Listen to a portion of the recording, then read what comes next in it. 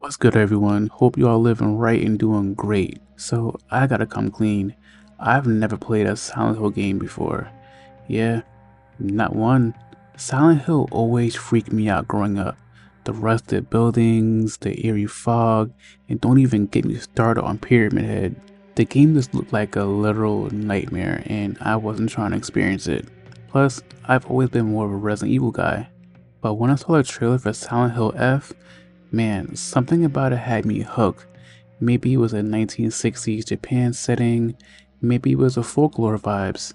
Either way, I was intrigued. So in this video, I'm going to talk about my experience as a first time Silent Hill player and let you know if this game convinced me to dive deeper into the franchise.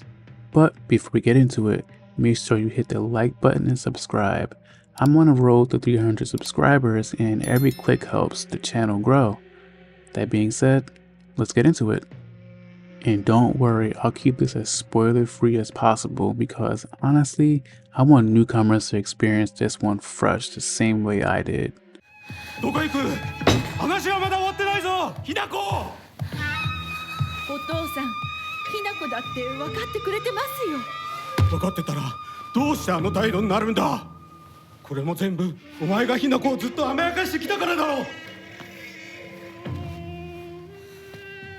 ひなこ、お父さんはね、あなたのためを思って友達のとこ行ってくる。早めに帰る。 So here's the setup. You play as Hinako, a teenager whose home life isn't the best.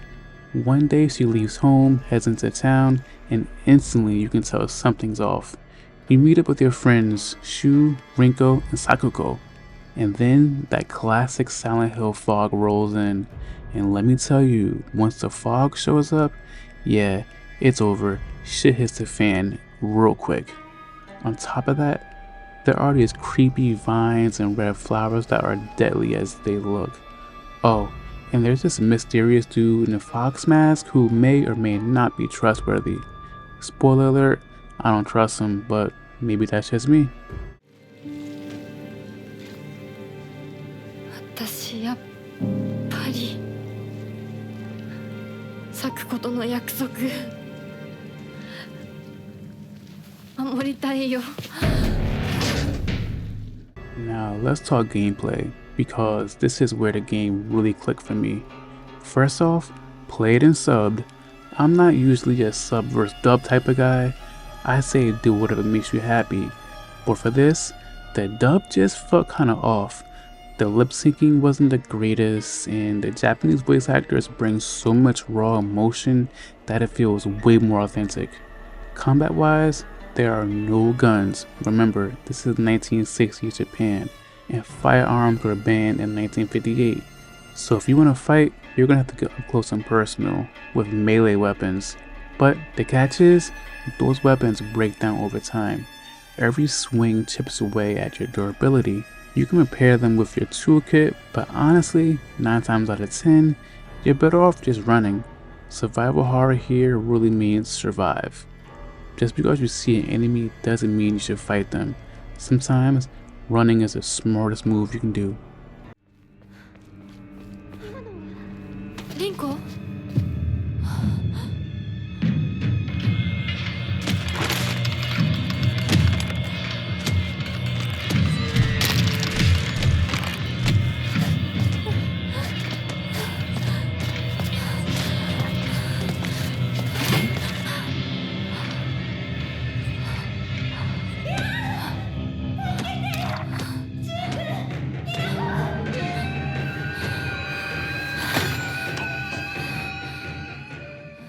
The graphics, absolutely top tier. The level of detail is crazy. Like, I love how Hinako's school uniform just keeps getting more and more destroyed the further you go. And the fog, Silent Hill veterans always say the fog is the real enemy, and now I get it. There's also this otherworldly realm Hinako visits when she faints or falls asleep, usually tied to the fox mask guy. It's creepy, surreal, and honestly, one of my favorite parts of the whole game, because it breaks the tension of exploring the real world while somehow making it scarier at the same time. Now about Hinako's friends. At first, I thought they were cool, but as the story goes on, I don't know, man. Every time the fog rolls in, Hinako turns around and suddenly, poof, they're gone. That had me questioning if they're even real, especially Rinko. Something about her, yeah, I don't trust her.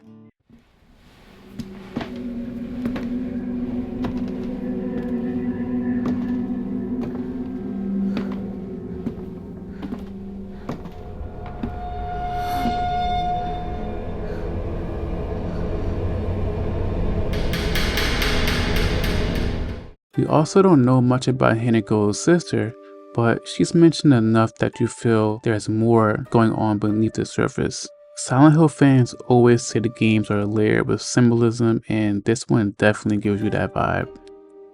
Now, it's not perfect. The lock-on system can feel a little bit janky, like the camera doesn't know what it wants to do sometimes. And when an enemy grabs you, yeah, good luck. You can't fight it off. You just gotta sit there and just take it. Not game breaking, but definitely annoying. On the flip side, the enemy variety is solid. My personal favorite were the Scarecrow school children. Walking past them, not knowing if they were about to jump at me, had me clenching my controller like I was holding my last dollar on rent day. And shout out to the custom difficulty system. You can adjust combat and puzzles separately. I put combat and puzzles on story mode and I don't care. There's no shame in my game, but even the puzzles still made me think.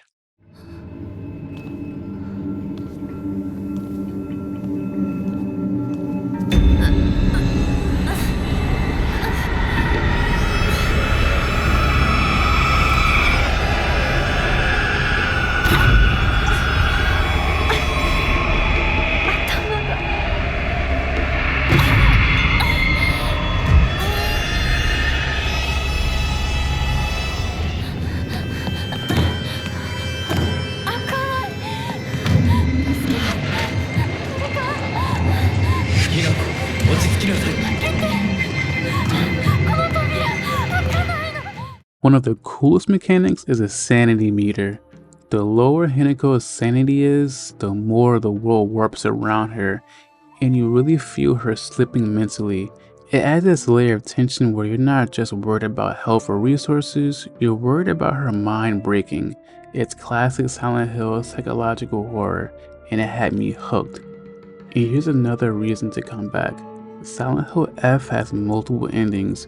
Your choices, your actions, even how you play can change the story. That alone makes it worth replaying, because you never really see the full story in just one playthrough. Overall, I really like Silent Hill F. As someone brand new to the series, this game hooked me in a way I wasn't expecting.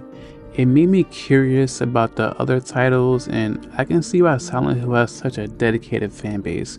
It's different from Resident Evil, it's slower, more psychological, less action heavy, but that's what makes it so effective. So yes, I will be checking out the rest of the series. Consider me officially converted. And that's today's video. If you enjoyed this, drop a like, leave a comment letting me know your favorite Silent Hill game, and don't forget to subscribe. We're on the road to 300 subs, and every bit of support means the world to me. Until next time, take care of yourselves, and remember, sometimes running is the best option. Peace out.